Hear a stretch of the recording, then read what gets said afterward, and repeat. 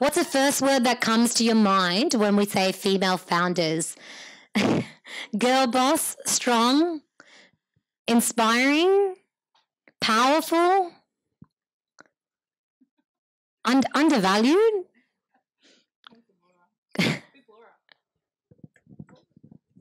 Laura? Trailblazer? Fierce? Something to aspire to? Jeanette? Boss? I love this. Canva, Melanie Perkins. We're a huge fan of her. Positive? Ambitious? Fantastic. Those words are great. Was that the last of our polls, I think? Yeah, okay, fantastic. Thanks, guys. I always think it's really nice to get to know the people in the room. And I think this really why we wanted to do this, it really shows the diversity of who's in the room. Often when we speak to people and they say, oh, I'm not cut out to be an entrepreneur, I'm a social worker, or I'm doing nursing, or, I'm a banker, I'm not really an entrepreneur. Entrepreneurs can come from anywhere. You don't have to have studied entrepreneurship. It's really, you need to be persistent and curious and passionate about solving problems. And it really doesn't matter where you come from. And the best startup teams are diverse founders. I quickly want to a few other things, and then we're going to get kickstarted in the event soon. So I wanted to acknowledge the Wurundjeri people of the Kulin Nations, the traditional owners of the land on which we're gathered today. We pay our respects to the local people for allowing us to have our gathering on their land, and to their elders, past, present, and future. We have an amazing event tonight with a group of exceptional women in entrepreneurship. They're going to share with us their insights as founders at different stages of their journey, and together we'll be discussing opportunities and challenges of being a female founder in 2018. The evening is about celebrating female entrepreneurs and future role models. It's also about providing us with a touchstone, a point of reference, stories we can look to for help when we're moving through our own journey through entrepreneurship. Diversity and female representation is an ongoing challenge in the startup and entrepreneurship sector. A study from PitchBook last year reported that startups led by women received just 2% of the $108 billion of global venture capital raised in 2017. And females represented just 4.4% of all venture capital deals, with the number sitting just at 368 female-led deals compared to 5,588 for all male teams. And this really matters. Considering only 11% of partners at VC firms in the US are female, then it's clear that representation and networks are key to this solution. However, the Australian startup industry is performing more strongly compared to the global. Estimating about 26% of top investment funds have been invested into female founders, and in Victoria, this sits at 24%. Groups such as First Round Capital in Silicon Valley and others are reporting significant opportunities. Statistics are showing that female founders deliver 12% higher revenues than male-led startups, 35% higher on return on investment, and 63% higher pre-exit valuations. Woo. Some say that the lack of female founders and business leaders is a $20 trillion global issue to our economy. Here at Spark Deakin, we're proud to share that of our current cohort that has just been accepted, some of you might have read about them in Smart Company a couple of weeks ago, 4 of the teams are led by female founders out of 10. So with that, I'd like to introduce our speakers. Jericho Cleary from Bountie, Megan Elizabeth of Making Things, and Nicole So from Honey. Please join me in giving our speakers a round of applause. We'll be hearing more about these dynamos in a moment. I'd like to welcome all of you guys for showing up tonight. This is an amazing turnout, and I see we're still getting more chairs. Not enough, but you've found a seat, which is great. So I'd like you guys to give yourself a round of applause for showing up tonight for this important initiative. And this is your community. This evening, we'll also be encouraging you to find the people in your room who can become part of your tribe. And I think having a tribe is really important, the people that support you throughout your journey. To kick this off, we've started by creating a virtuous cycle And we asked all of you to nominate women in the business community who you admire, your peers, and to tell us why you admire them. If I can get it up here. Oh, good. So we've gathered, or Mary today has spent a lot of time gathering all of the notes that you guys wrote, and we've popped them outside for you to actually take home with you today. And we've printed those out for you. And we had some amazing notes that we got to read that you wrote for other female founders or people that you were inspired by or wanted to encourage. And I thought that was really heartwarming to read some of these. Can we get a glimpse up, or it's not working? Oh,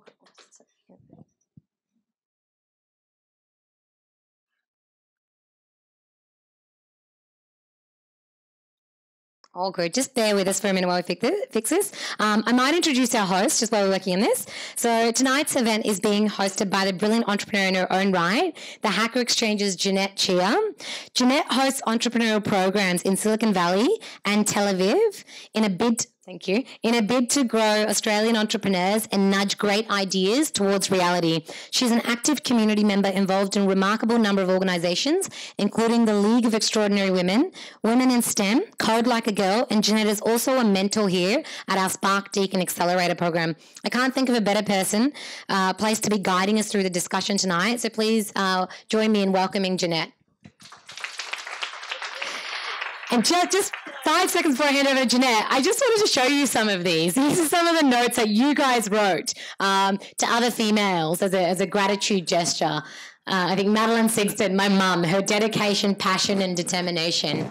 Swathi, she's a ray of sunshine that lights up the lives of all those around her. Simultaneously, she's a badass. Natana, she's a beep phoenix. Kate's Rim, down-to-earth, self-taught, rise and grinder. Awesome. These are amazing. So we actually have these printed, I think, for you guys outside to collect, to keep. So pick them up when the event wraps up. I'll hand over to Jeanette now. Thank you, Daisy. Round of applause for Daisy. No, I don't think so. And I'm going to stand away from that microphone because that's all going very badly. How's this? That's okay, isn't it? Good evening, everybody. Thank you so much for being with us this evening. I'd really like to take the chance to honour your choice to spend some time with the amazing female founder community. Daisy listed a bunch of organisations before. One she missed was the Like-Minded Bitches Drinking Wine. Any bitches in the house? Woo! Thought there might be. So welcome, bitches. For anyone who doesn't know what that is, it's a great community of 70,000 plus global entrepreneurs on Facebook. So who would have thought Facebook would come in a little handy for some stuff. We've got a fabulous lineup for you this evening. The topic being, what does it mean to be an entrepreneur that happens to be female?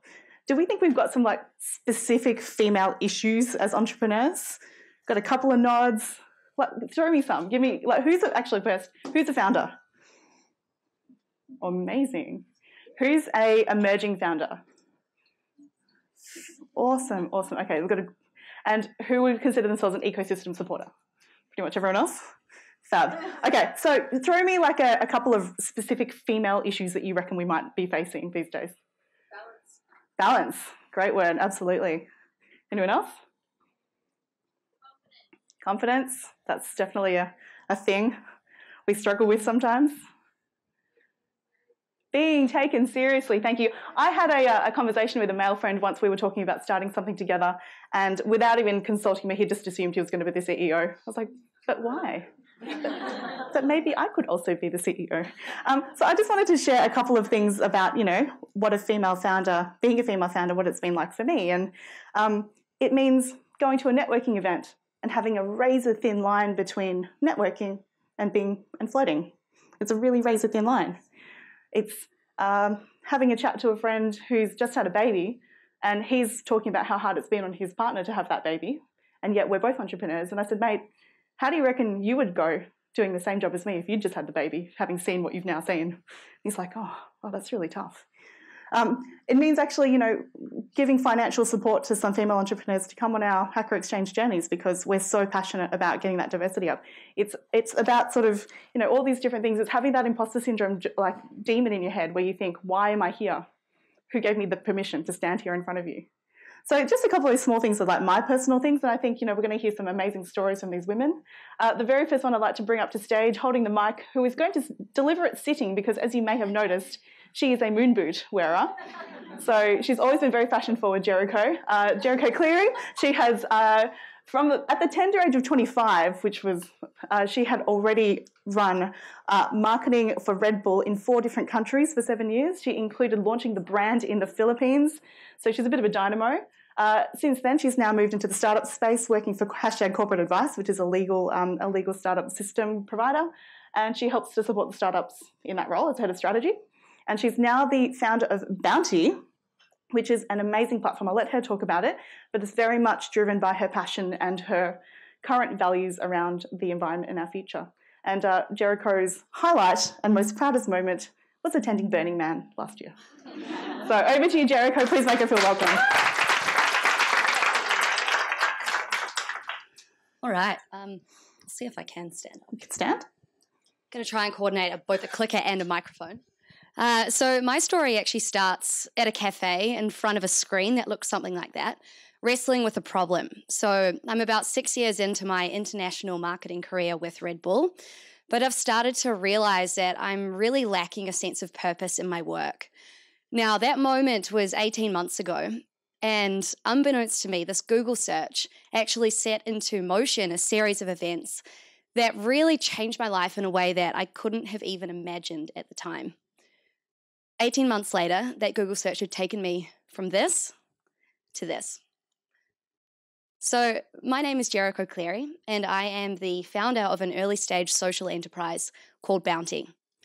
I founded Bountie because I was increasingly frustrated by having to choose between what was convenient, what was cool, and what was good for the planet.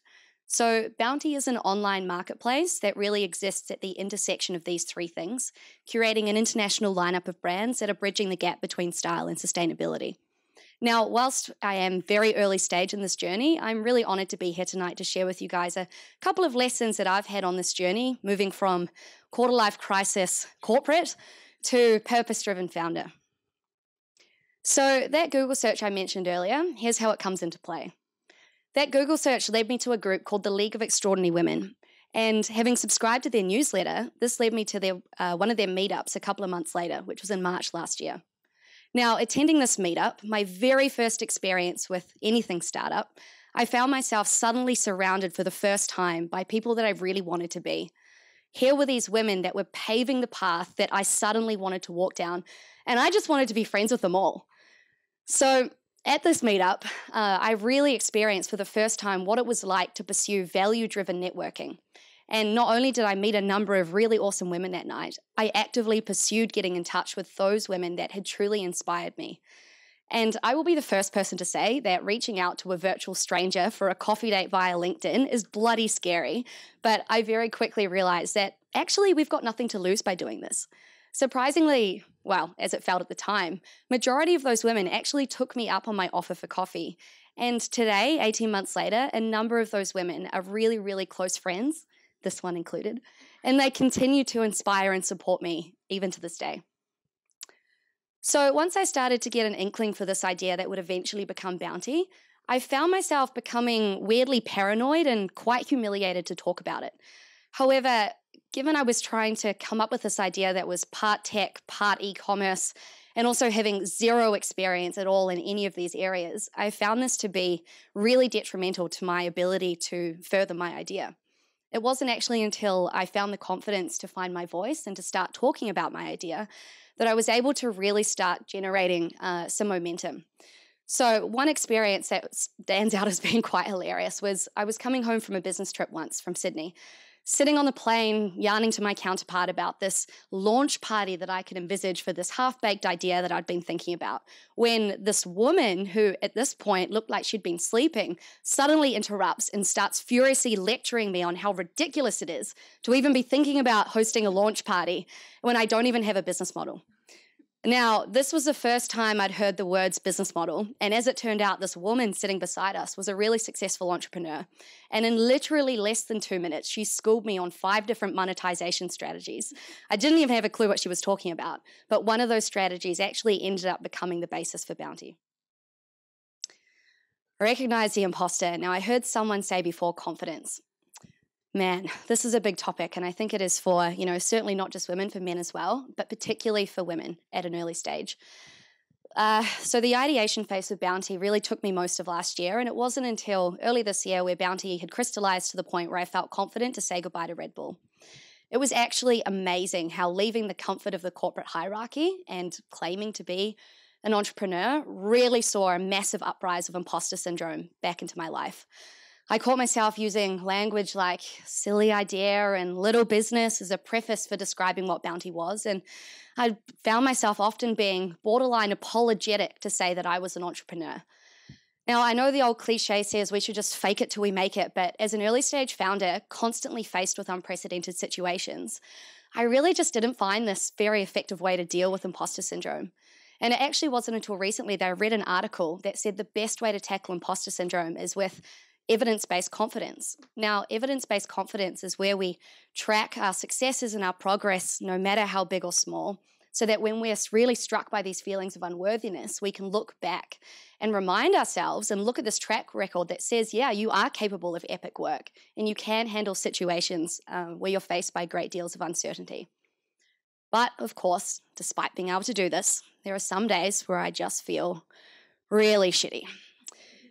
My self-doubt is at an all-time high. I'm grumpy, I feel demotivated, and there's just not much I can do about it. Now, unsurprisingly, looking at the calendar, there are just some days of the month where I can't bring my game face. Now, instead of really beating myself up about these days, I'm actually learning the importance of self-care. Because what I've found for me personally is sometimes a day where I spend sitting on the couch with a cup of tea reading my book is just as influential on being able to maintain motivation and forward progress as those days where I sit there smashing shit off my to-do list. And I think as a woman in particular, it's so important we recognize that our bodies have natural rhythms and just accept it, because that really helps to minimize the damage these bad days have on our mindset. Because just because I'm having a bad day doesn't mean I've got a bad idea. And just because I take a day off doesn't mean I'm a failure. So one of the scariest experiences so far on my founding journey was actually announcing to my networks that I was leaving Red Bull to take a crack at building Bountie. So I felt the fear. I did the post on, the usual social channels, and I was actually really surprised by just how many positive messages of support and encouragement came in. And there was one person that actually reached out to say to me, hey, you've actually inspired me to reassess my career aspirations. And this is a lesson that I just really want to end on tonight. As much as it is really scary and uncomfortable and at times humiliating to put ourselves out there, I think it is critical, especially as women, to remove that shame from self-promotion, because you just never know who you might inspire or compel to action. I am literally standing here tonight because there were both men and women, but especially women, who gave me the confidence and permission to own my success because they owned theirs. So here's my offer to you. If what I've said tonight, my story, resonates with you at all, please feel free to reach out. I'm standing here because there were a number of women who were really, really generous with the time and the advice that they gave a corporate entrepreneur who had a dream. And I really can't think of anything more predictive to success than women supporting other women. Thank you.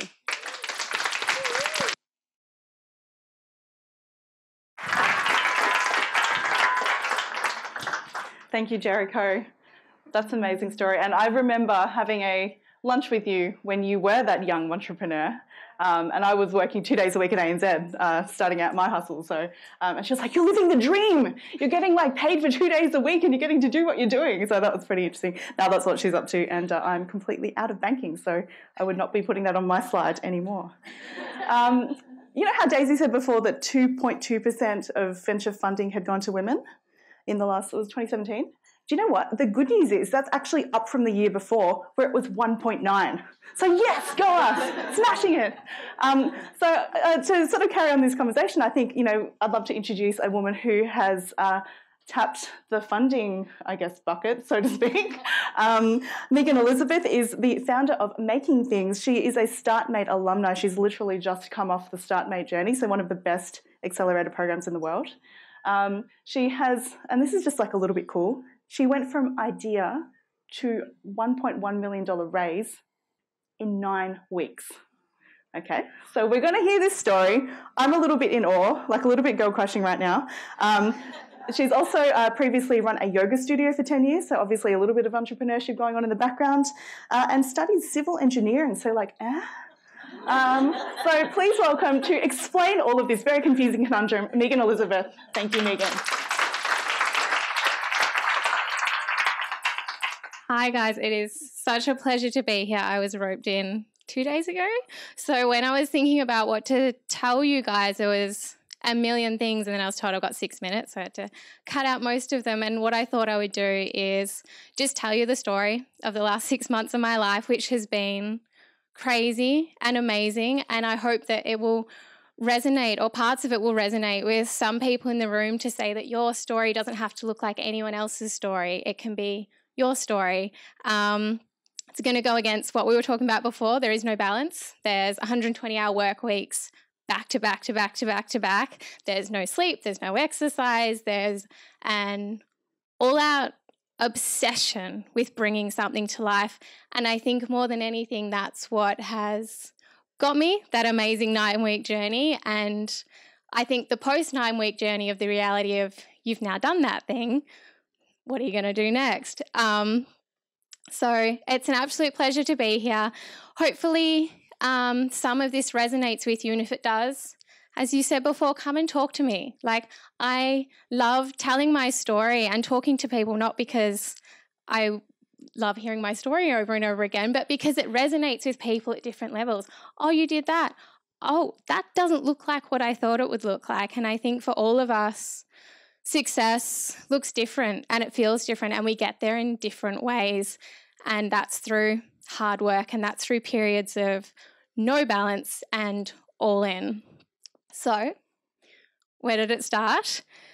The last few years I was running a business called Wool Days. It came out of my love for knitting, and it was more of a side project of, I can't get the products that I want, so I think I'm just going to create them because I'm sick of waiting for someone else to do it. It was kind of like, I'm sure you're all familiar with the paddock to plate philosophy of food. It was kind of a paddock to needles philosophy of wool for yarn, for knitting jumpers. I am a beanie knitter, not a jumpy knitter. When I get to know all of you well enough, I'll knit you all a beanie in my spare time. And that was an amazing journey of making, I think, every single possible mistake that you could make when running a business. It was crazy. 9 months into the business, we won this International Business Award. And I was like, whoa, you've made a mistake. Like, there are so many things wrong with my business. Like, this can't be possible. But that experience made me see my business not how I saw it through my perfectionist, I haven't done all the jobs yet eyes, through the eyes of how other people saw it. And I think what they saw was, you've created a connection with individuals, and through creating that connection, you've created a community of people that are drawing a product out of you. So Wool Days was about creating this beautiful Australian-made yarn for knitters, which was lovely, and it was really good, and it went really well. But more than that, there was this layer of product. On top of that, there was this huge layer of community. They saw the story that we were telling, and it resonated with them so well. So that experience of building a community was it was mind-blowing. It was something that I was not expecting. And then all of a sudden, I had to look after this community in the nicest possible way. And I started looking into the idea of what a community-first business looks like. Me being the one who's bringing something to life, but it's being brought to life by the input of everyone who wants to be involved with it. And the more I looked into it, eventually I came across businesses like Airbnb or Twitch or Glossier. And the more I looked into them, that was my first oh my God, this startup thing, what is that? What is that? And then looking at those businesses and how they ran and how they thought about business, I was becoming increasingly obsessed with this new way of doing business for the people, solving real problems and doing so in a speedy way, in a way that's not going to take you 10 years to get there. That's where some ambition started to shine in me, and I fought against it for so long. Who am I to be ambitious? Who am I to be the one who wants to solve a problem? Who am I to be a leader of a community? And the more I shied away from it, the more it was drawing me out. So as anyone in this room knows who runs their own business, you've got a lot of spare time, like a lot. But in my crazy business days, I was finding literally hours every day to read about companies like this, to read about startup culture, to read about the hows and whys of new business models, benefits, cons, everything. And that got me to Paul Graham. I'm sure there's some Paul Graham fans in this room. And that got me to Y Combinator. I was like, oh my God, there's a place that you can go to help bring ideas to life. That's like, how cool is that? And that got me to StartMate, because StartMate is Australia's version of Y Combinator. And then at the end of last year, in November, 2 weeks before applications were due for StartMate, I was like, I think that this thing that I'm becoming really obsessed about, I think I want to do it one day. I don't know what with, but I think I want to do it. So I decided to say, Wool Days was not a venture-backable company. So I decided to say, well, let's just apply. Let's just go through the application process. So when this big idea lands on my shoulders, I will have gone through it. I'll understand what the process is. And I got in. That was totally unexpected. Like, I found out I got in and I had a week to move my life up to Sydney to start a company, like properly, legal and everything, and have an idea. And that was like, oh my God, what have I done? But all of a sudden, I started doing, and I started learning and doing at the same time. And that ambition came out again. And I was like, you know what? I could do this. This feels right. I'm making 9 mistakes, but then I'm doing 10 things right. So we're kind of ahead here. And then the next 12 weeks, it's a 12-week program, starting second week of January this year, was this crazy, crazy journey of creating a company, iterating fast. There's so many things I could talk about, but more than that, it was for me to realize that I'm enjoying this and I want to do this, and it's okay to be ambitious and it's okay to be excited. And the way that I'm going to get to keep doing this is to keep learning and keep doing it at the same time. You don't have time to learn, get perfect, and then do. There is no time. You will retire before you get there. So it's about being slightly uncomfortable. It's about putting yourself in situations, saying yes to things when you should really say no. Like, I said yes to this when, like, I should have said no. I'm terrible at public speaking, but this is a great place to practice.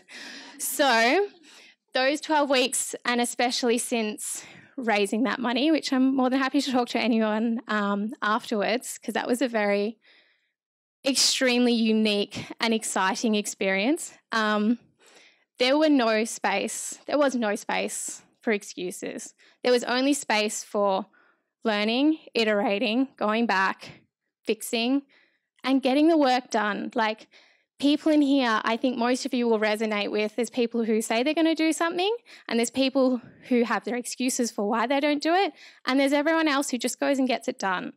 Even if they missed the mark by 90%, even if they failed at every single hurdle, they still went and they got it done in whatever way made sense for them. And the only way that you get better at something, which is really annoying, is to practice. You can't keep it in your head until it's perfect and then put it out there in the world. It doesn't work that way. You have to be embarrassed. I actually had a slide up here of what we launched with 6 weeks ago and then what we have now. And it's like 9 days. I was actually too embarrassed to put it up there. Should have. But yeah, no space for excuses, only space for execution. So now I'm in this, we have money in the bank, we're growing a team, I'm learning how to manage people. I don't know how to do that. There are so many things that are going on that I have no idea how to do. And the only thing that I've got going for me at the moment is learning and doing at the same time gets you putting one foot in front of the other, gets you to that space that 6 months ago I would never imagine I would be here, and now I am here. And I'm almost afraid to share my ambitions for the next year of my life. We'll get there. It's all about speed, scope and scale, which to me are all of a sudden all I think about. But I'm only going to get there, and I only got here by putting one foot in front of the other and learning and doing at the same time. I hope that's helpful.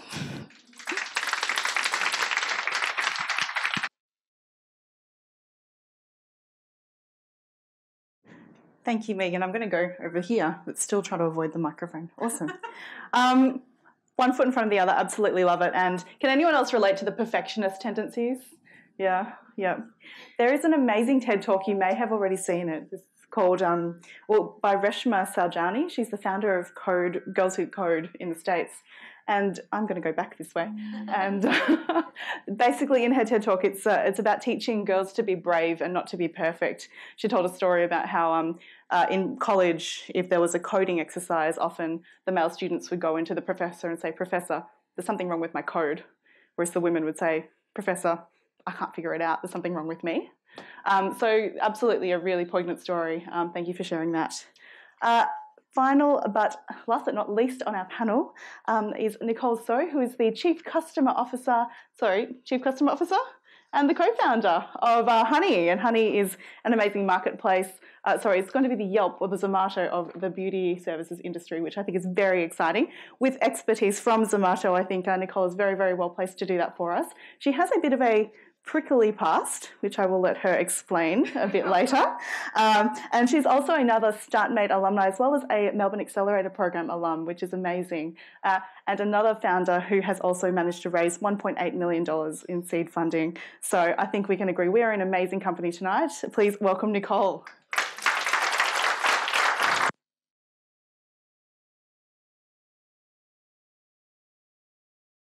Turn that on so you can all hear me. Whoop. Is that going backwards? There I am. Okay, so I had palm cards ready, but I didn't realise I'd have these things. So I guess no, it's fine. I'm just going to see if I can remember it all. Excellent. So Honey, data-driven beauty, that's what you're going to see up there. So I guess first of all, I'll start talking. Whoop. Oh, I ruined the joke. Damn it. Okay. I'll talk a little bit about myself. So, yeah, you can check out my degrees: acupuncture, international studies, masters in international public health and epidemiology and biostatistics. Does that make any sense to be an entrepreneur? I'm not really sure. So I did spend 10 years in Sydney working in wellness as an acupuncturist and a massage therapist. And I guess what I learned from that is I had my own business. I was working between a couple of clinics, doing it mobile and things like that. And what I came out of it as a small business, I was very good at my skills, and the service itself. But I didn't know how to do anything business related. Like when you come out of anything wellness, you're almost expected to just know how to start your own business, think of a logo, find your customer base.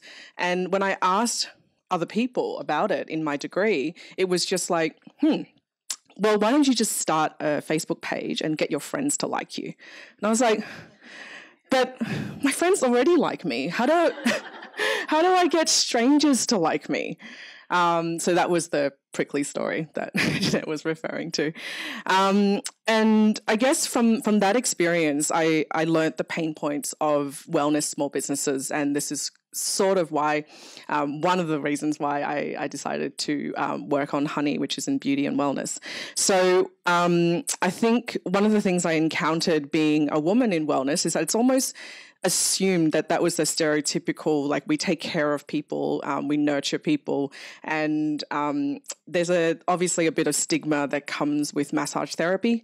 And one of my first forays into doing anything marketing was to try and set myself apart from all of the illegitimate, or in Sydney, legitimate massage places. And my tagline, I'm not sure, I thought about whether I should share this or not, but my tagline was that I do stiff necks, not stiffies. But that really only led me to more requests of that nature. So obviously learned from that, and over time I did build a successful business in Sydney where I was very happy, but unfulfilled. Like I felt like I was looking after people and people were getting better and I had regulars and all of that, but I felt unfulfilled because I guess I'm one of those people that do things for a little while and I get a little bit bored because it was the same thing, monotonous, massaging, acupuncture, frozen shoulder, all of that stuff. So I moved to Melbourne, and I would say I'm a bit of an accidental entrepreneur. And I say that because how I discovered startups and entrepreneurship was really very much by accident. And that's a whole other story. But that's how I landed in Zomato. And the only thing that I knew about startups was Google, Facebook, bean bags, and ping pong tables, which was my joke with that. So ping pong tables and people talking about like, yeah, we hang out and we're mates and we drink all night and it's amazing. And yeah, I had no idea what I was getting myself into. And these are actually my co-founders in our office. And yes, we do have a ping pong table, which does get used quite often. We also have office space, so if you want to check me out later. And so I guess my first tip about being a founder, not let alone male or female, is to surround yourself with people who will support and nurture you without any judgment. So here I was a massage therapist who had some experience working at Zomato in sales, which I didn't even know what the word business development meant because all my background is in healthcare. So business, valuation, equity, what are those things? And yeah, you should see my Google search history. It's all about that. It's like, what is this? So these guys have a lot of startup experience and they explain things to me without dumbing it down, without being condescending. And I guess between, Mary and Jericho, who talked about finding a tribe that was all female, I didn't even know that existed. I didn't even know I could get that support. So I had these guys and they were amazing. They were the ones that directed me to go out and find female support. So that's my first tip, is to surround yourself with people, whether they're male or female, with people who will, support you and nurture you and grow you. So am I supposed to point it somewhere? Okay, so a little bit about Honey. So as Jeanette mentioned, we are a marketplace for beauty. So when you think about when you make an appointment at a beauty place or a barber or any of these kind of businesses, you ring them. You consult over the phone and you can probably hear them, let me just grab my pen and write down your name and number. A lot of this industry relies, almost 70% of them still rely on pen and paper. And one of the first things that we did was to actually find them. We tried Googling, and a lot of them were no longer in business when we ended up like visiting them. And so the very first thing we did was to data collect on foot every single beauty and wellness place in Melbourne and later on in Sydney. So this is what is available online, because obviously there is a percentage of them online. And you can see for every drop pin, there is at least 9 to 20 more businesses. So this industry is massive, absolutely massive. And this smaller map is the CBD.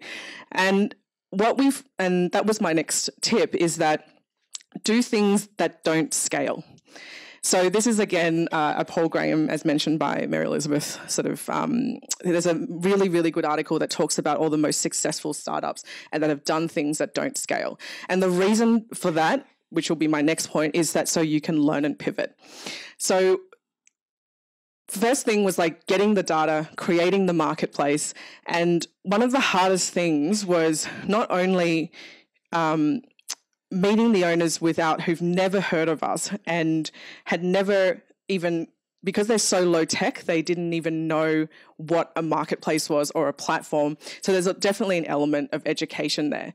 So I think the biggest thing I learned out of all of this is that it is incredibly important to meet your potential customers. So, okay. this is part of the journey of like doing things that don't scale, but also have fun doing it at the same time. So one of the ways I found to get meetings with businesses is to get my nails done and to get my hair done. And both of these are still our clients right now, even after 2 years. They have taught me so much about the industry, because while I came from wellness, I think our biggest reception and the most receptive was definitely in beauty and hair. And so they taught us so much about the industry, because we know tech, we know how to build a marketplace, but we didn't know much about hair and beauty. And the other part of this slide is during the time when we were data collecting for Sydney, Pokemon Go came out. So we made it a company competition to see, who could get the most Pokemons, who could do the most steps. And I think my record was 24,000 steps in a day, just catching Pokemons and catching businesses and beauty. So in terms of learning how to pivot, so one of my biggest focus at Honey is customer relations. So I do everything from pitching to looking after them and supporting them.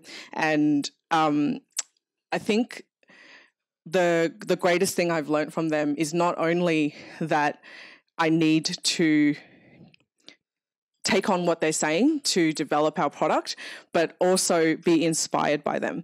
So while they may want some very, very particular features that in our marketplace or in our software, one of the things that is the most incredible journey is really to learn from all of their ideas and be inspired by it.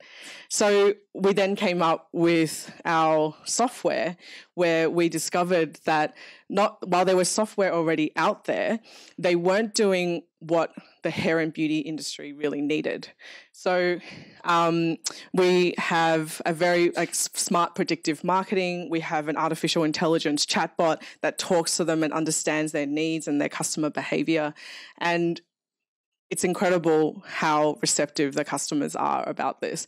And we can't actually stop the inbounds from coming in. And we're signing up really big names in the hair industry who, from his words, said to us, "I'm going to prostitute myself for you because you guys are so awesome."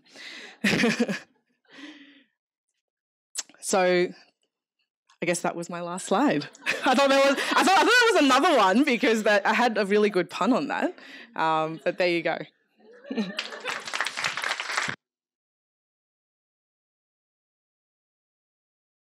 I'd like to hear the pun anyway.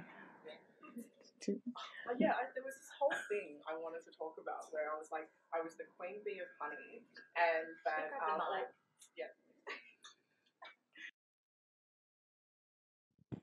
Yeah, I forgot about my whole spiel about puns. So we're called Honey, and our products are called Honeycomb, Bumblebee. They're all pun related. So whenever anybody asks me how's life going at Honey, I always say sweet and then laugh at my own joke.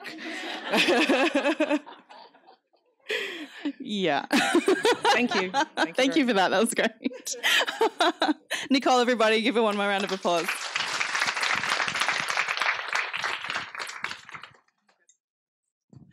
It is now time for the panel portion of the evening. I assume that quite a few of you would have been thinking of some questions for these amazing founders as they were speaking. But I just wanted to kind of do the mirror image to my question earlier around, do we have special issues as female founders? Do we have special unfair advantages as female founders? Yeah, Daisy? Oh, okay. That's, yep. So using our charm? Yeah. Yep, we have charm. Okay. That's an unfair advantage. Any other unfair advantages as a female founder? Yep. Great communicators. Yep, women are good communicators. I agree. Anything else? Might be more willing to ask people. Empathy, amazing. Intuition, nice. A few more? Nurturing of customers, of our co-founders, of our team, like it? Yes, good. Some serious intelligence in this room tonight. I can feel it pulsating out of the audience at me. Foresight? Nice. In what way?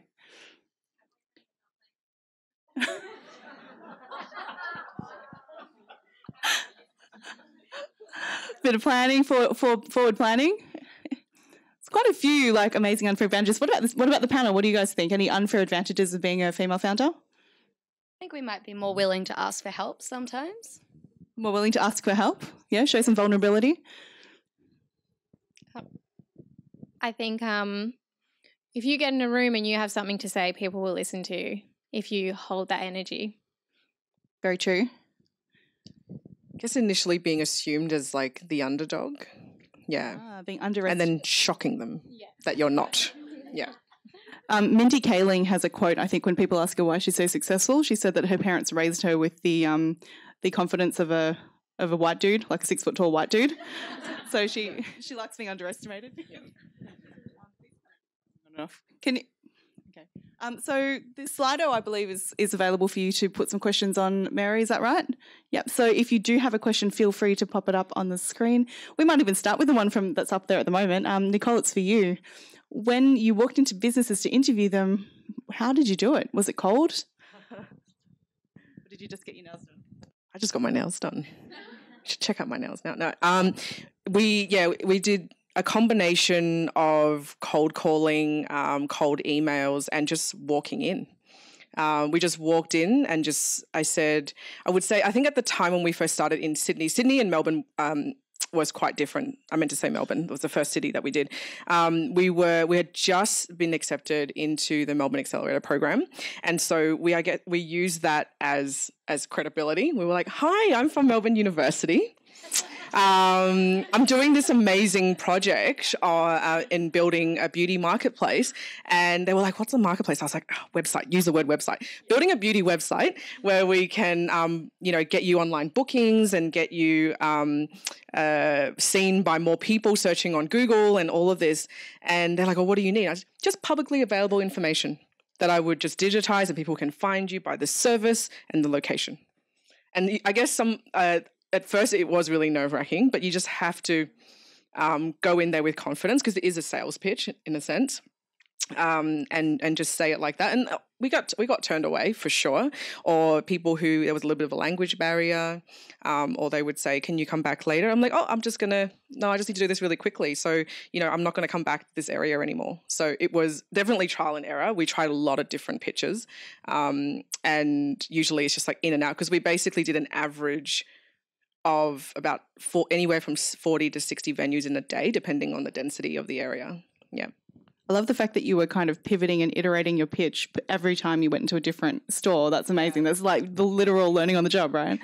Absolutely awesome. Now, I'm gonna throw to both of you ladies, and I'm going to come back to you, Miss. But you're both from accelerator programs, and Deakin Spark is obviously another accelerator program which is open to not just Deakin students and alumni, but mostly Deakin students and alumni.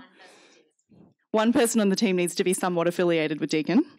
And as we know, accelerator programs have notoriously low numbers of women founders. What would you say some of the myths are in terms of applying for an accelerator? Like, you made it sound really easy, Megan. Yeah, it was a mistake. I think the biggest thing for me, reflecting back on it, because it was just practice. So I went in with the same level of, I'm here to learn. There's boys sitting over there and there's some girls sitting over there. I'm not going to act any differently because I'm a female and I'm expecting to get in because of that. If I thought I'd get the most learning from putting everything on the table, which I did. It was just about putting my best foot forward, and that had to be on the same level as everyone in the room, not just the females in the room. So absolutely, I was actually so honoured to be a part of the current selection of their next Startmate cohort, and I got to interview everyone that was going into the program, which was amazing. And I think the biggest difference between the females I interviewed and the males I interviewed, the males acted like they should have been there. Most of the females acted like it was a mistake. And that level of confidence was just, it took a lot longer to get out of them why they should be there, why they got through their written application process. And I think that was probably the biggest thing, the biggest difference. Yeah, definitely. I think in terms of myths, I think the biggest myth, and you probably heard that across all three of us that spoke, was we just didn't have any idea about the space. And while it is obviously, up to yourself to go and look for these things, I think it's also the responsibilities of the accelerators, which is obviously why there's events like this. Just like this responsibility of employers to hire more women. So it's, I guess, holding more events like this, so you put yourself, they put your brand out there, and know that you can ask questions like, "What is a startup?"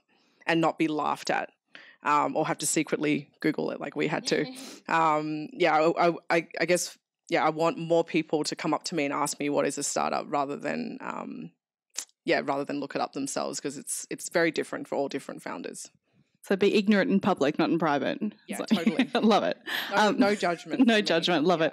And I just wanted to quickly share a story. Megan, you mentioned around a lot of women thought it was a mistake to be there. I actually put a call out today for speakers for the Hacker Exchange.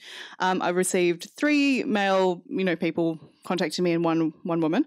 And all the men were like, "Oh yeah, I'd love to be involved. Here's just like one line of what I've done." And the woman who gave me her LinkedIn profile, her CV, references, like a slide deck. She basically over demonstrated how amazing she would have been, and then still said, "Oh, let me know if you think I'll be anywhere near appropriate." And I just kind of felt like it was a really interesting example of someone sort of feeling like they were so far behind they had to push forward, and which she didn't. She was great. Jericho. Would you agree that Jericho's slides looked beautiful? Her brand is on point. That pineapple, love it. Now, I have heard this story, but I think you guys need to hear it. How did you come up with, Bountie? How did you come up with the brand? How did you ideate it? Tell us a bit about your process there. Big question. The brand itself or the idea? The brand. The brand? Actually, funnily enough, last year as I was going through the ideation process, I actually had a different name for the brand, and initially, back to the point of not really knowing what you're doing, when I first had the idea and I'd come up with a name, I thought the most important thing I had to do before I started anything was get a legal trademark to protect the name. So I actually reached out to a law firm, and they very quickly told me, A, you don't need a trademark yet, and B, the name you've chosen is trademarked up to the hilt anyway. So this set me into a bit of a despair spiral of, I've got this great idea, but I can't come up with a name, therefore I'm never going to be able to do anything. Anyway, so that kind of spurred me to create a new name, which is how Bountie came about. And in terms of then creating the brand, again, this is where I had another one of those fantastic moments of chatting. By talking openly and frequently about this idea I was working on, amazing things seemed to happen. So one night over a few wines, I was yarning about this idea I'd had, but I had no tech experience and I had no creative experience, and I wasn't really sure how to make it be a thing that people could see. And anyway, I got contacted a couple of days later. A guy that had been at our place that night for drinks said, "Hey, actually, I'm a web designer, and I can help you with your branding, and I can show you how to do a website." I'd never even heard of WordPress. So yeah, he jumped on board, and he said, "Hey," I said, "I can't afford to pay you anything." And he said, "Well, that's fine. Like, I'm really inspired by your vision of doing something that's really purpose-led, and, I really care about the environment as well," and that kind of thing. And yeah, he helped me out, and next minute we had this beautiful brand and a bright pink pineapple. I've always been really passionate about pineapples, so I was really excited when I came up with the name Bountie and thought, oh my God, pineapples are actually meant to be a symbol of, plentifulness apparently back in the day. So great, I can have a pineapple as a logo. And that's how I came up with it. It's very groundbreaking. You also sat at a kitchen table for about 16 hours and wouldn't let yourself leave, right? That's true. Yeah. We're learning lots of things today. Pineapples of Bounties, and don't use the word stiffy in your tagline, and other such like things. Nicole, do you want to, or actually this is an interesting question about how much did you have in the bank when you started? That question is a little cheeky, but I'm going to reframe it, I think, as how do the financials work when you're a startup founder? You've got to throw yourself into doing something. If you didn't raise, like how do the financials work? Let's go with that. Megan, did you want to have a crack? So I can tell you how much I had in the bank. It was in the minuses, like literally in the minuses. We were eating vegetables out of our garden. Like, it was like, you don't need money to make it work if you are resourceful. If you don't have any money, there are a million other ways to figure out how to do stuff. And then all of a sudden, when you do have money, I think you're a lot more resourceful with it as well. You're not just used to throwing money at problems and hoping they get solved. So I am a perfect example of Christmas last year. I didn't get a present. My partner didn't get a present. None of our family members got a present. We went to different people's houses for lunch and dinner every day so that we could eat. Like, it was literally, we have no money. But we had drive and I had ambition, and it was like, if you want something, if you want to make it happen, you will, as I said, you will find an excuse or you'll execute. And I think that sounds a bit harsh, but coming from a minus bank account, if I can do it, there's no reason to not be resourceful. And I think part of that is people are willing to help, not give you money help, although they are, but people are willing to help if you ask for it, in terms of websites, in terms of branding, in terms of doing a few hours of research, in terms of walking around to stores. Like, most of the stuff that makes a difference doesn't actually cost any money. Like, everything we did with manpower, not money. That helps. Woman power. I'm sorry. I'm kidding. I think just to add to that as well, to your exact point, so many people, once I did the post on Facebook to say, oh my God, I'm quitting my job and I'm going to try and launch a startup. And so many people reached out with offers of support, all kinds of random people that I hadn't heard from for years, offering, all kinds of random things. And even to this day, people are still reaching out and sending me brands they've seen on Instagram and screenshots, and you never know who might actually come out of the woodwork and be either an advocate for you or be someone where you can pick their brain for some advice, or maybe they've got a skill they can offer you. I even had 2 friends that offered to start researching brands and putting them into a Google Drive and made a little Google sheet for me so I could start researching those brands myself, just because they were also passionate about the area. And yeah, you actually never know who you can rely on to help you out with things. And that doesn't cost you money. I think I can just yell. So I'm actually, there's a question up on.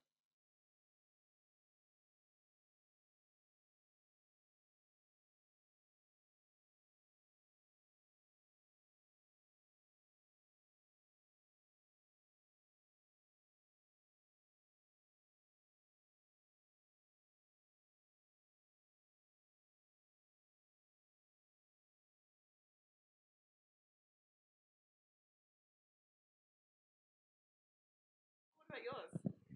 There is no balance. I was actually just talking to Megan about this earlier. I think she was actually even just, an hour ago was helping me realize that it doesn't necessarily need to be about balance. That what we're in, and I'm 2 years, I guess, of doing it longer than she has, and she's given me pearls of wisdom. So I think I was ashamed to think that I was doing a work-life integration rather than a work-life balance. And that is what it is, because for the last 8 days, I have been up until 2 or 3 a.m. doing work for clients, because we have a really big launch in a hair salon in Sydney, and that's coming up next week. So it's definitely not easy. And every time I find it really, really difficult, I spend so much time just thinking about honey. Like, I dream about honey. I dream about clients. I dream about how I can make them happy.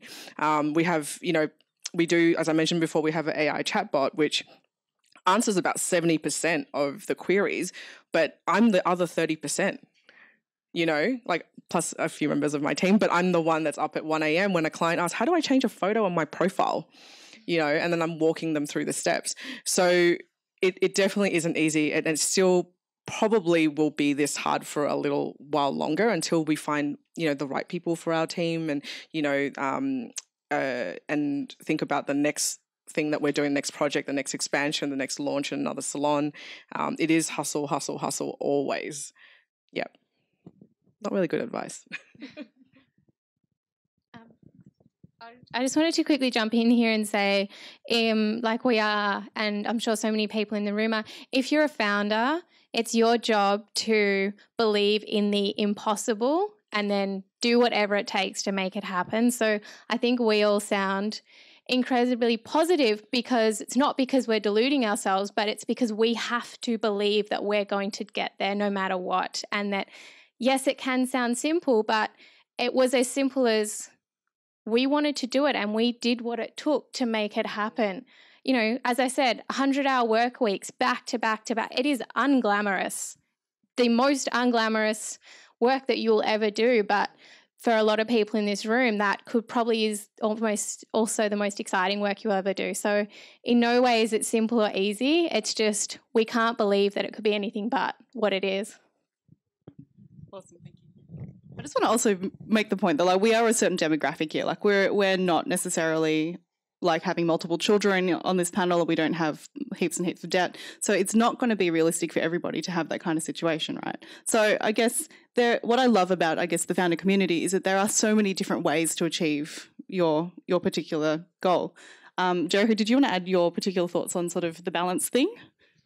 Yeah, I come from it from a slightly different angle from my perspective. As I mentioned earlier in my slide, was for me personally, to maintain motivation, I have to accept that there are some days where I just actually really feel unmotivated. And weirdly enough for me, rather than, you know, you had to be clear if you're just having a lazy day, in which case, you know, you have to give yourself a kick in the ass.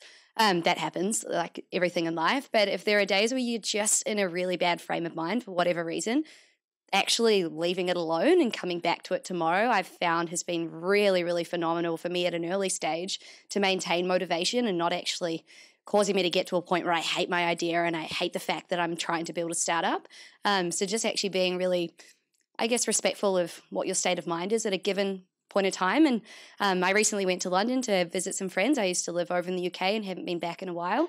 And for 2 whole weeks, you know, I'm a solo founder. I didn't post anything on Bountie's Instagram, and oh my God, I was so plagued with guilt. And I'm like, that's it, it's over. Like my startup dream, it's gonna fail. And I came back, and weirdly, I had like 3 more followers or 4 more followers. And when I'd left, and I hadn't posted anything for 2 weeks, and this was, you know, I'd only been posting on Instagram for 2.5 months, and I was like, oh, okay, well, no one noticed, and that was fine. that was a good reality check for me personally. And another thing I read recently, which I thought was actually quite interesting, was around the topic of balance. This article said, I think she might have been high up at Facebook or something. I can't remember who she was, sorry, but she said that there is no such thing as balance. Choose 3 things at any one time, and that's all you're capable of doing. So it might be on this day, it might be family, friends, and business. Tomorrow it might be whatever the other 3 things are. And hey, you might change that daily, by the hour, each month, whatever it is. But just don't try and expect too much from yourself to deliver everything at once. And sometimes reframing those expectations that you have is really important. And also at the end of the day, I mean, unless you are time bound for whatever you're trying to deliver, it's a journey, not a race. And that's how I'm approaching it. Awesome, thanks. Okay, so there's a couple more on the board. Who asked the question about the NGO? You want to out yourself? You feel comfortable doing that? Out the front. A startup community NGO. Ladies, do you have advice or tips for that, or do you need more information? Did you want to tell us a bit about your...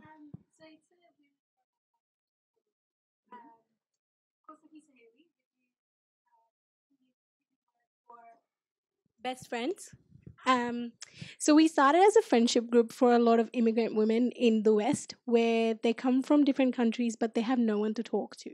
So we just wanted to give them a space, give them, you know, a little boost to get to know different people. And from there, it just started getting bigger and bigger, where we started discovering some issues between women and some, you know, job issues or family violence and stuff like that. So we're just trying to figure ourselves out. That's so. Want to add anything? I'll jump in quickly. My advice, not knowing anything about your business, is do exactly what you're doing now. Talk to as many people as possible. Like, one person will have an amazing opinion, go talk to 10 other people, ask them, and then you will be in such a good space to make an informed decision. So just keep sharing, keep talking, and it will keep evolving as you do. I think that's probably... I was going to say very much similar thing, but also you should meet Daisy over there. if you haven't met already. That was my very short advice. Good advice. We probably need to, I think we've only got time for one more question that's on the board. Does anybody want to do a vote? We've got like one vote for number one.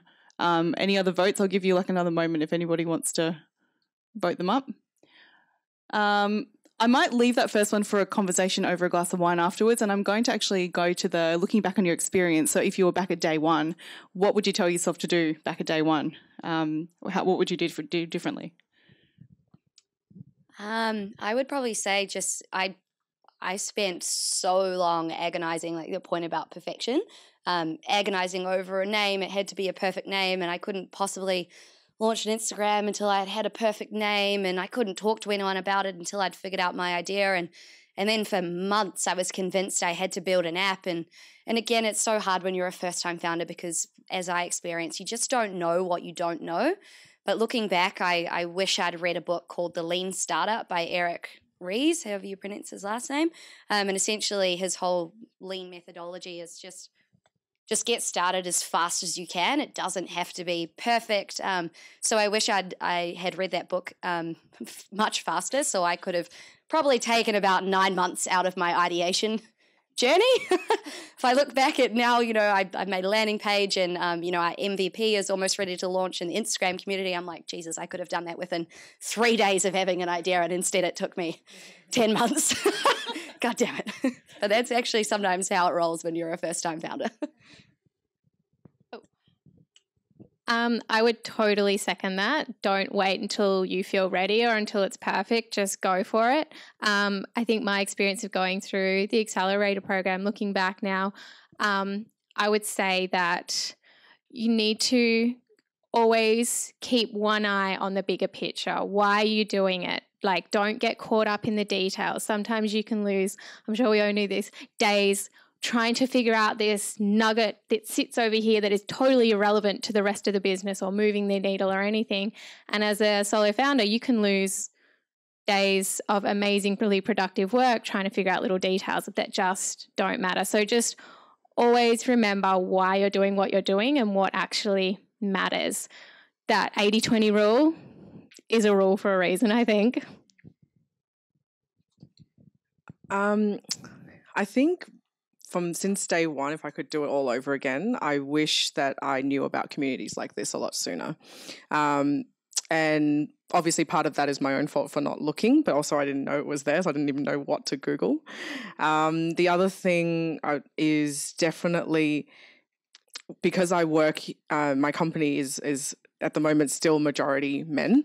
I wish that I realized quicker and sooner that my stereotypical feminine characteristics were a strength rather than me trying to act like a man so that I can be a part of this business and be the co-founder.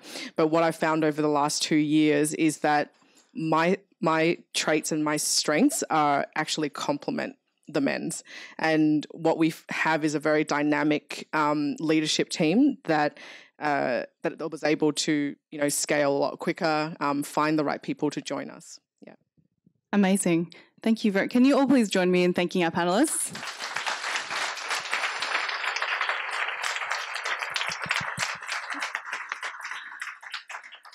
Now, I actually wanted to, given that there's quite a few founders in the room, I thought I might do 30 seconds of, does anybody want to feel brave enough to stand up and 30-second pitch their company right now? 30 seconds, seriously tight. Anyone? Oh, come on. Bravery, confidence. Woo. No. Yeah, do it. Have you got a business idea? No? Okay, you're not doing it. But thank you, Jamie. That's my brother. We love our brothers. Thanks for not leaving me hanging, bro. I love it. Anyone? Go on. There we go. Thank you. Hey.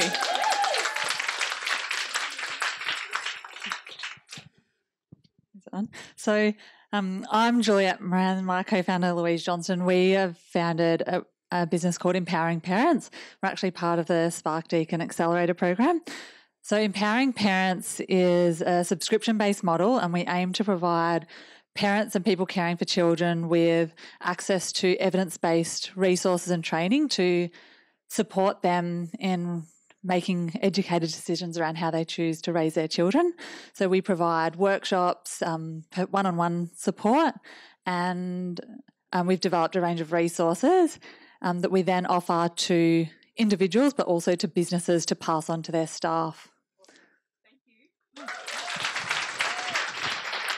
There was one more at the back here. I saw someone stand up. There we go. Do you want to come around the front?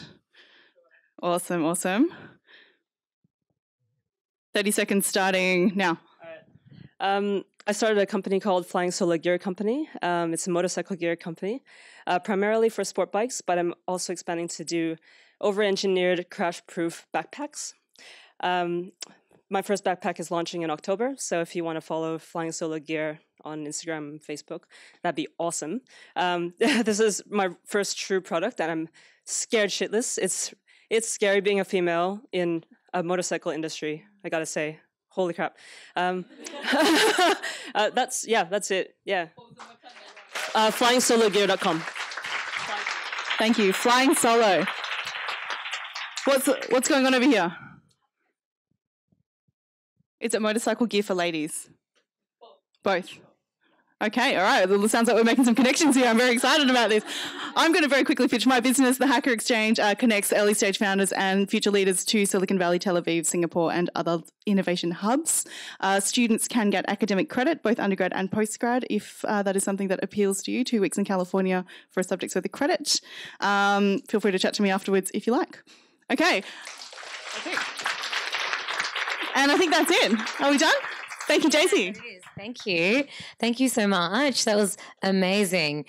Before we just get into thanking our speakers, and we've got some lovely gifts, I'd just like to, I think we've got a feedback form. Are we doing that first, or are we doing gifts first? Yeah, so on your Slido, if you can bear with me, there's a feedback form. We'd love to know what you thought of today's event. We're all about improving and making sure we're designing a fantastic user experience for you guys. So check out that feedback form. We'd really appreciate comments if you take a couple of minutes to do that. And I think, do you want to thank the speakers at the same time? Yeah, we've got some gifts for you guys. Thank you so much.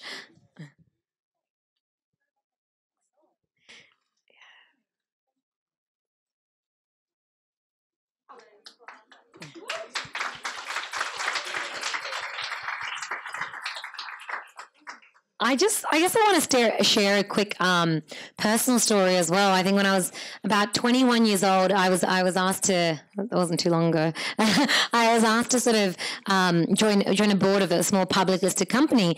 And I remember the first thing I thought to myself was, when I got asked, I was just like, what? She thinks I'm a lot smarter than I actually am. And I was like, keep it together and pretend like you know what you're talking about. And I was like, yes, I know what I'm talking about. But I just remember that amount of self-doubt. And then over the years, I guess what I realized is, a simple thing is I look at my LinkedIn inbox every now and then, and I see I get a lot more, to this day, I get a lot more requests for help and support for, guys than I do from girls. And I want to support other female founders. I want to support just other females who are ambitious in their career with support and guidance. But I still get, guys reaching out to me more often for support and guidance. And I've been doing that to this day. And I always ask them, like, if anyone wants support or guidance, you're a female founder, you have priority access. And I always just want more female founders that I can support. I think one thing we can do is lift each other up. One of the other things was, I remember, I think in 2015, I was applying for I wrote a little blog about this recently, but I was applying for a scholarship. It was a small scholarship. I think it was like $1,500 called from the Chances Foundation. And they're a fabulous foundation. And I applied for it, and, you had to write about, I grew up in the small countryside town. You had to write about, disadvantage or what schools you went to, all of that, because that was eligibility criteria. And then another part of this is, talk about your community service. And I touched like 3 pages. So I was like, I do a lot of this stuff. And the lady, Helen Wallach, who ran that foundation and still does to this day, she went ahead and nominated me. She called me up and said, we're nominating you for Burundara Young Citizen of the Year. And my response was, Helen, I don't even live in Burundara. I'm actually just in like a kilometre across. Like, I'm not eligible. She goes, oh, no, we don't care. It's live, work or play in Burundara. You volunteer here, that's play. And I was like, okay. And then I said, look, I'm going away. I don't have time to you need references. I really don't have time. And she's like, oh, let me see. This woman doesn't know me at all. And I've, just moved from the country, and it's a few years ago. She calls me up and says, I've got your references. Now I just need photocopies of your certificates. And I sat there thinking, how do you know my references when I don't know my reference? Like, I don't know who these people are. And I think that really taught me a lesson that I to this day, I keep doing is like bringing other people up, noticing the work they do. And if there's one thing that any of you guys take from how can you have like a tangible impact on other people, be it women or others who are doing amazing work, there's so many awards and recognition, you know, that you can nominate those people for, and making introductions for people. That is so underrated and one of the most powerful things you guys can do. So thanks again to our speakers, to Mary, who really organised all of tonight, and Yoshi and Sam and Jess and Jessie. Thank you. Yes, thank you for you guys being. We have a gift for you, which is what I wanted to finish up on. As you leave outside, you will see, I think it should be organised in alphabetical order, but there is a card. There should be one for all of you who signed up possibly before today, I think. Yeah, if you signed up before today, there's a card outside for you, which is, I guess, a note written by someone else for you, or where that wasn't possible. We have Mary's put together inspirational quotes for you with your name on them. So grab them. There's some more drinks and canapes outside. There were a lot of questions I heard we didn't get around to. There were so many, which was fantastic. So speakers are sticking around, yeah. So you can chat to them. We might if you know you don't get to get those answers today, email us and we'll see what we can do as well. So thank you so much for coming along tonight, and I hope to be able to chat to some of you guys outside.